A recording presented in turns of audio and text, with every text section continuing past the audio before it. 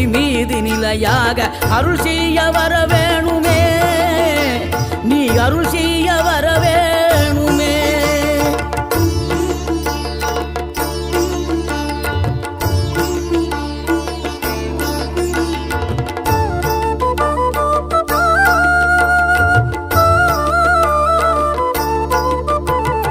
இகழ்தலையும் புகழ்தலையும் ஒரு முகமாய் கருதும்படி செவி உரைத்த முத்து குமரன், நீ வறுமையையும் வளமையையும் சமநிலையை உணரும்படி மதி கொடுத்த செல்வ குமரன். தடை 100 வந்தாலும் செயல் வெற்றியாக்கி தரும் தாராள குணம் கொண்டவன், நீ வலை வீசும் அறிவுக்கு தொலைவானவானாகி மாறா